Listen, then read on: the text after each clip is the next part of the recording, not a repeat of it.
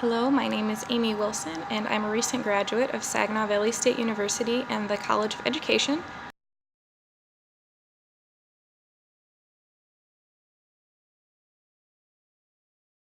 Now certified by the state of Michigan to teach English grades 6 through 12 and English as a second language grades 6 through 12. I would like to share with you my experience studying abroad and also the benefits that study abroad has for anyone as an educator. Regardless of whatever stage you are at in your pre-service teaching career, whether you are just taking TE 100 or you are getting ready to apply for student teaching, I would say anyone can look into options now. I would say the best place to get information is start with the Study Abroad office. They helped me find out about all the different kinds of options available, and depending on what you're looking for, you can find the best match.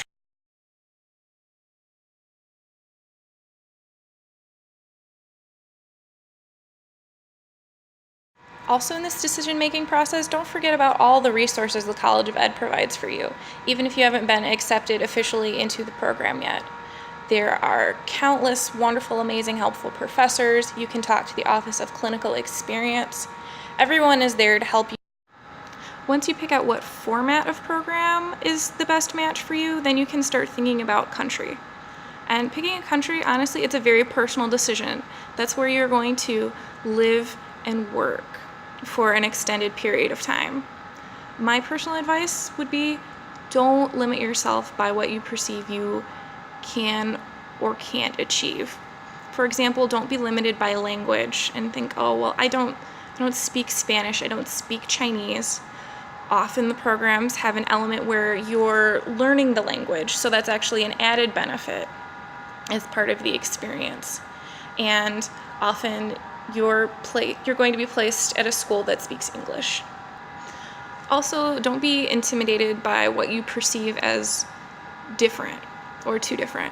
I know for me, China was very much outside of my comfort zone, but this was a great opportunity for me to go for it. I don't think I would ever be able to go there all by myself, but with this program, I had so much support planning the steps. On my own, I probably wouldn't be able to rent an apartment and do some of those other things right away. Personal experience, probably one of the largest obstacles to choosing to study abroad, or in particular student teaching abroad, is expense.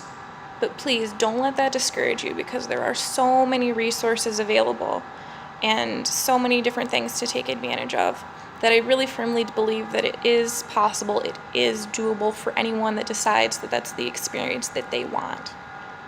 Use those resources. Again, go to the Study Abroad office. I cannot tell you, I probably lived in that office while I was planning my trip, and they helped me find all sorts of scholarship opportunities. Ones sponsored by the university, private scholarships. In particular, they helped me find the Benjamin A. Gilman International Scholarship, which I was blessed enough to actually receive.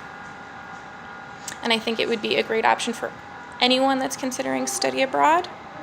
They have a really great usable website with information and an excellent mission. The biggest thing is to be aware of dates and deadlines to make sure you have plenty of time to prepare all of those pieces and make them the best that they can possibly be. Actually, applying to your study abroad program can be a time-consuming process, so be patient and plan in advance to make sure you're hitting deadlines and you have enough time to complete all of the pieces. For example, my program required letters of recommendation, which I know are not uncommon, so make sure you're giving those professors or whoever you're asking enough time. Programs often also require a resume. I would see career planning and placement to polish that up for sure. Another good resource on campus. Oftentimes a cover letter or some kind of essay. Again, I used the SVSU Writing Center multiple times throughout this process. They can just really help you make sure everything is organized the most effectively and just give it that nice polish. Also, recruit your friends, recruit your roommates, make everybody read that essay, because more eyes catch little things and make nice suggestions. Also, as part of that preparation stage, I would also say look into learning some of the language. I said it's not crucial that you be fluent, but it's going to be very helpful in your day-to-day life if you have some common words and phrases available to you. A really great resource is to look at classes that are offered here at Saginaw Valley. Another little example, especially for China, is through the Mingchuan University here on campus.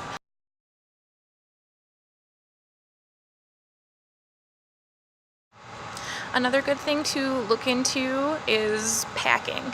Don't wait till the last minute. There are some really helpful checklists available online for traveling abroad. Personally, I would say pack light. Chances are you're going to want to do some shopping, and that might include some clothes. But also be aware of what's going to be available.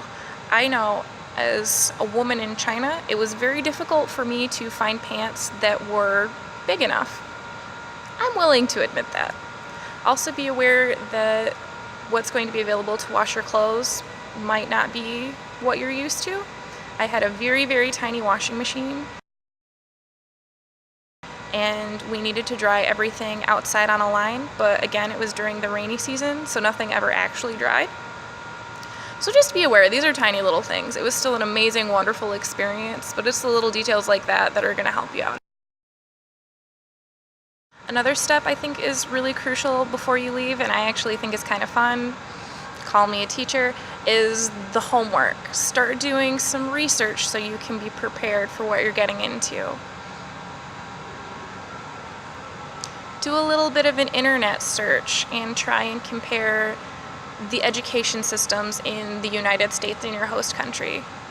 I actually had a really great resource that Sue Shaw in Clinical Experiences recommended to me, and I will recommend to anyone going to China interested in education, actually called West Meets East, Best Practices from Expert Teachers in the United States and China. It's also available as an electronic book, which is really handy, so then it didn't take up any space in my suitcase, and while I was actually there, I referred back to it a couple times. But just an internet search is also going to give you kind of a nice flavor, a little bit of background to prepare you. Another piece of material you might be asked for by either the school or your program would be a video resume, which I had never even heard of before. And once again, I headed straight to career planning and placement and got some good tips. And if for some reason you want to see mine as an example, it is available. Just be patient with the process. For example, once I had all of my paperwork turned in, the next step was I did interviews with my actual school. I was supposed to Skype with my principal. Be patient. The technology situation is not the same country to country. It actually took us 3 tries over a span of about 2.5 weeks to actually get connected via Skype. And it was well worth the wait, but just do be patient and don't stress yourself out about it. I wish everyone the best of luck that decides this is the experience that they want. I have to say, for me, it was absolutely life-changing, and I would recommend it to anyone. At the very least, get a little more information if you're at all curious.